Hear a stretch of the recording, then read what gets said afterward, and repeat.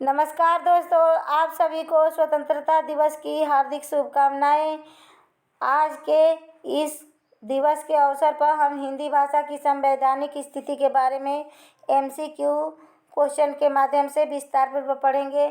तो देर न करते हुए चलिए सेशन की शुरुआत करते हैं। अगर चैनल पर पहली बार विजिट किए होंगे तो सेशन को लाइक कर दीजिएगा। सेशन पसंद आए तो चैनल को सब्सक्राइब कर लीजिएगा और अपने दोस्तों में शेयर कर दीजिएगा। बेल आइकन को भी प्रेस कर दीजिएगा जिससे रोज क्लास का नोटिफिकेशन आप तक पहुंच सके। यह प्रश्न 2023 के सभी भर्ती परीक्षाओं के दृष्टिकोण से बेहद उपयोगी है। तो चलिए सेशन की शुरुआत करते हैं। पहला प्रश्न है, मूल संविधान में कुल कितनी भाषाओं का उल्लेख किया गया था? 22 भाषाओं का, 15 भाषाओं का, 14 भाषाओं का कि 9 भाषाओं का? तब मूल संविधान में सिर्फ 14 भाषाओं का उल्लेख किया गया था। ऑप्शन नंबर ग राइट आंसर। और वर्तमान में कुल 22 भाषाएं हैं संविधान में वर्णित। संविधान में 22 भाषाओं को मान्यता प्राप्त किया गया है। क्वेश्चन नंबर दूसरा है, और इस सेशन में भारतीय संविधान में हिंदी की स्थिति के बारे में विस्तार पूर्वक वर्णन है और यह प्रत्येक कंपटीशन एग्जाम में पूछा ही जाता है। किसी भी सब्जेक्ट के लिए यह उपयोगी क्लास होगी। और कमेंट बॉक्स में ज़रूर बताइएगा आप सभी के कितने प्रश्न सही हुए। प्लीज़, आप लोग वीडियो देखते हैं कमेंट नहीं करते हैं, प्लीज़ बताइएगा कि इसमें से कितने प्रश्न आप सभी का सही हुआ है। क्वेश्चन नंबर दूसरा है, संविधान के किस अनुच्छेद में राजभाषा हिंदी और देवनागरी लिपि को स्वीकार किया गया है? अनुच्छेद 343 में, अनुच्छेद 345 में, अनुच्छेद 352 में या अनुच्छेद 346 में? फटाफट आंसर कीजिए। तो संविधान में राजभाषा हिंदी और देवनागरी लिपि को स्वीकार किया गया था अनुच्छेद 343 में। ऑप्शन नंबर क राइट आंसर। नेक्स्ट प्रश्न देखते हैं। प्रश्न नंबर तीसरा है, संविधान के किस अनुच्छेद में यह वर्णित है कि राष्ट्रीय अंक के स्थान पर अंतर्राष्ट्रीय अंकों का प्रयोग किया जाएगा? अनुच्छेद 344 में यह वर्णन किया गया है कि अनुच्छेद 352 में वर्णित है कि अनुच्छेद 343 में वर्णित है कि अनुच्छेद 344 में वर्णित है? फटाफट आंसर कीजिए। तो संविधान के अनुच्छेद 343 में यह वर्णित किया गया है कि राष्ट्रीय अंकों के स्थान पर राष्ट्रीय अंक कौन से? 1, 2, 3, 4। पहले राष्ट्रीय अंक यह था, हिंदी भाषा में प्रयोग होता था, लेकिन अंग्रेजी भाषा के इस अंकों को अंतर्राष्ट्रीय अंकों को स्वीकार किया गया। संविधान में यह वर्णन किया गया कि अब यह राष्ट्रीय अंकों को नए प्रयोग में लाया जाएगा। इसके स्थान पर अंतर्राष्ट्रीय अंकों को प्रयोग में लाया जाएगा। ऑप्शन नंबर ग राइट आंसर। यह अनुच्छेद 343 में वर्णित है।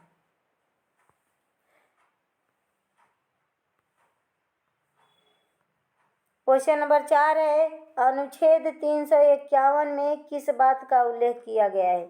हिंदी भाषा का विनिमय का, कि हिंदी भाषा के प्रयोग का, कि हिंदी भाषा के प्रचार और प्रसार का, कि हिंदी भाषा के उपयोग का? फटाफट आंसर कीजिए। अनुच्छेद 351 में क्या वर्णित है? अनुच्छेद 351 के द्वारा हिंदी भाषा के प्रचार प्रसार के बारे में उल्लेख मिलता है।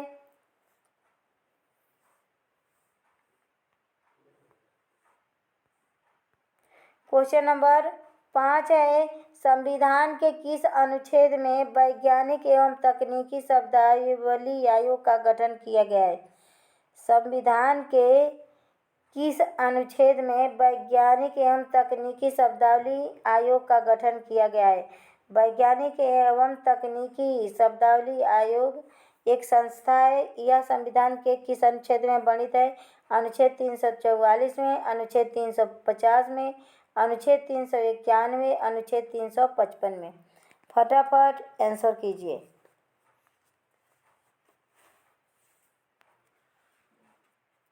अनुच्छेद 351 में इसका उल्लेख किया गया है। वैज्ञानिक एवं तकनीकी शब्दावली आयोग के बारे में अनुच्छेद 351 में उल्लेख मिलता है।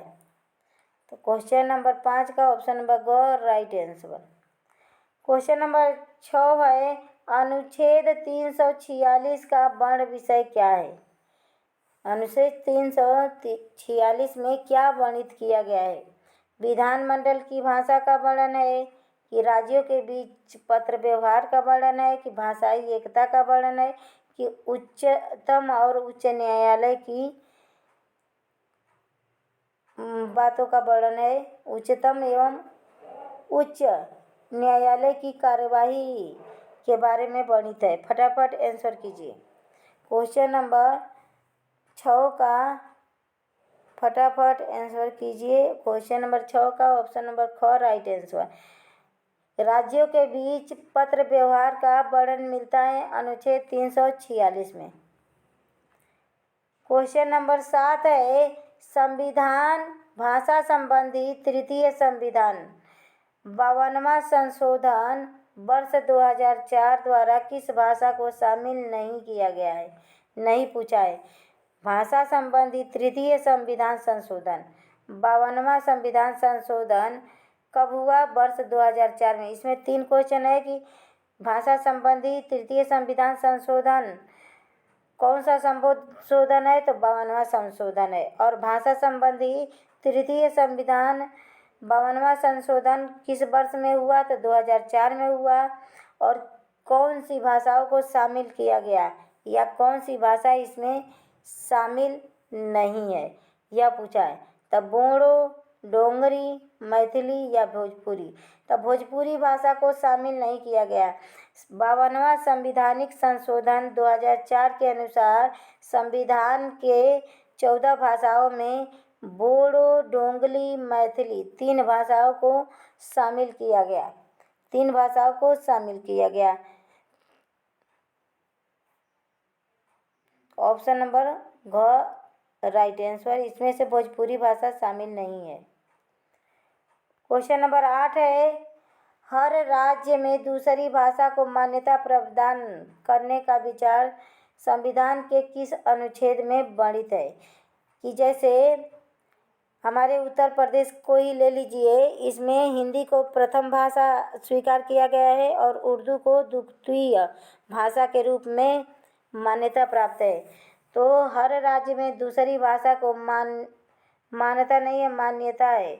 मान्यता प्रदान करने का विचार संविधान के किस अनुच्छेद में किया गया? अनुच्छेद 350 में किया गया कि अनुच्छेद 346 में किया गया कि अनुच्छेद 340 में किया गया कि अनुच्छेद 347 में किया गया? फटाफट आंसर कीजिए। इसमें से राइट आंसर क्या होगा? क्वेश्चन नंबर 8 का ऑप्शन नंबर घ राइट आंसर। अनुच्छेद 347 में यह वर्णित है कि हर राज्य दूसरी भाषा को मान्यता प्रदान कर सकता है। क्वेश्चन नंबर 9 है, राजभाषा अधिनियम किस वर्ष बनाया गया? राजभाषा अधिनियम किस वर्ष बनाया गया? 15 जनवरी 1963 ईस्वी को बनाया गया कि 10 अप्रैल 1965 ईस्वी को बनाया गया कि 10 मई 1963 ईस्वी को बनाया गया कि 13 जून 1964 ईस्वी को बनाया गया? इसमें से राइट आंसर क्या होगा? क्वेश्चन नंबर 9 का ऑप्शन नंबर ग राइट आंसर। 10 मई 1963 को राजभाषा अधिनियम बनाया गया। क्वेश्चन नंबर 10 है, 21वां संवैधानिक संशोधन 21वां संवैधानिक संशोधन कब हुआ? 1967 में हुआ। के द्वारा कौन सी भाषा को संविधान में जोड़ा गया? नेपाली भाषा को, कोंकणी भाषा को, मणिपुरी भाषा को कि उक्त सभी भाषाओं को? फटाफट आंसर कीजिए। 21वां संवैधानिक संशोधन 1967 के अनुसार उक्त सभी भाषाओं को जोड़ा गया संविधान में। नेपाली भाषा को जोड़ा गया, कोंकणी भाषा को जोड़ा गया, मणिपुरी भाषा को जोड़ा गया। इस प्रकार संविधान में 22 भाषाएं हो जाती है। मूल संविधान में तो कुल 14 भाषाएं थी और विभिन्न संवैधानिक संशोधन के द्वारा भाषाओं को जोड़ने के बाद कुल 22 भाषाएं वर्तमान में संविधान में वर्णित है।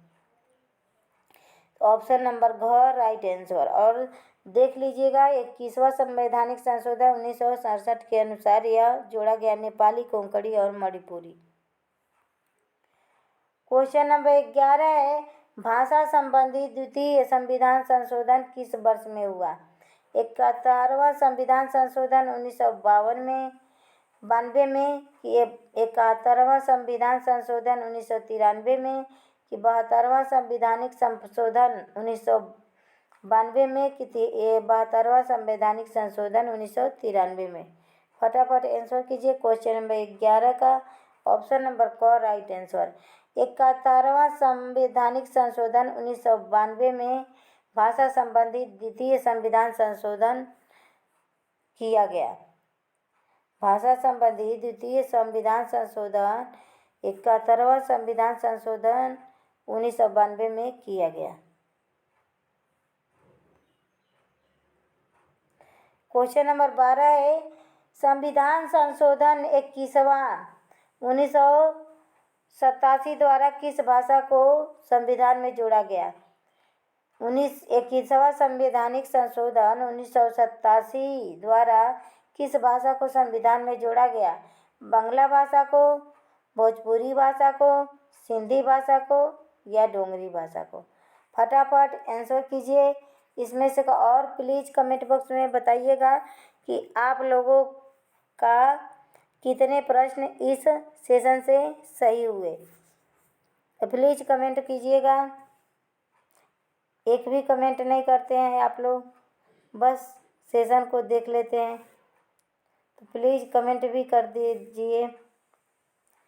तो क्वेश्चन नंबर 12 का ऑप्शन नंबर ग राइट आंसर।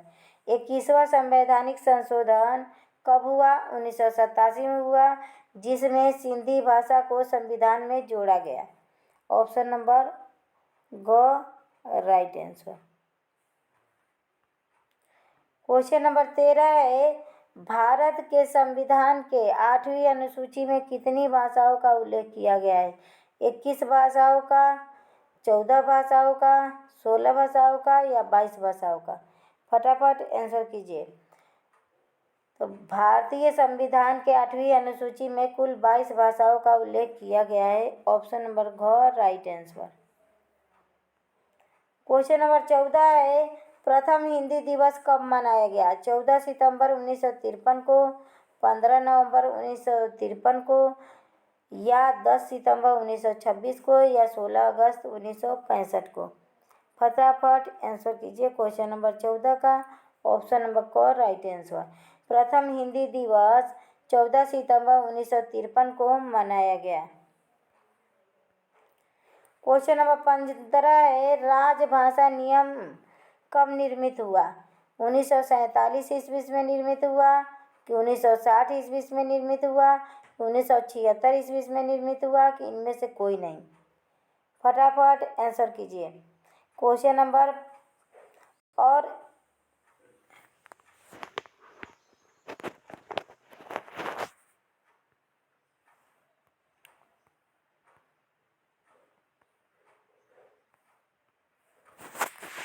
फटाफट आंसर कीजिए।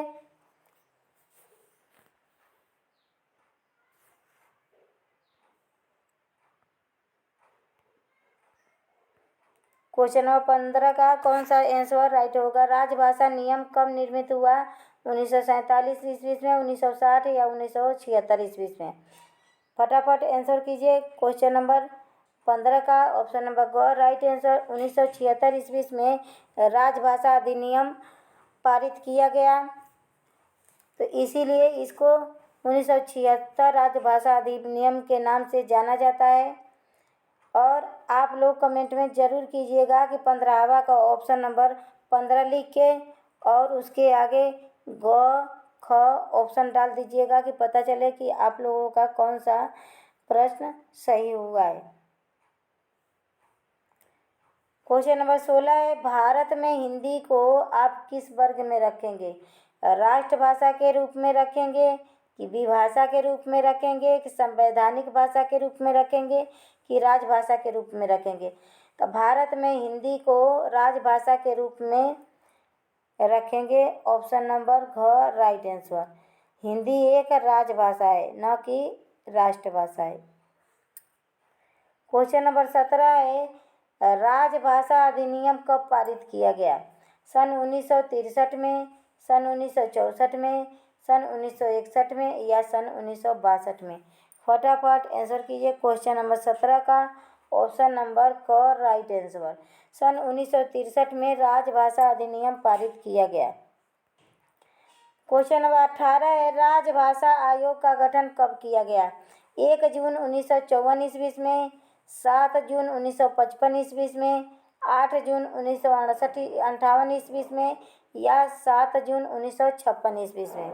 राजभाषा आयोग का गठन कब किया गया? फटाफट आंसर कीजिए क्वेश्चन नंबर 18 का।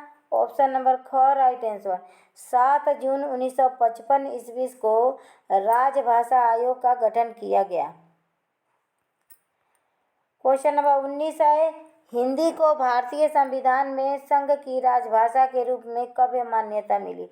14 सितंबर 1946 को मान्यता मिली कि 15 नवंबर 1950 को मान्यता मिली कि 14 सितंबर 1943 को मान्यता मिली या 15 अक्टूबर 1946 को मान्यता मिली?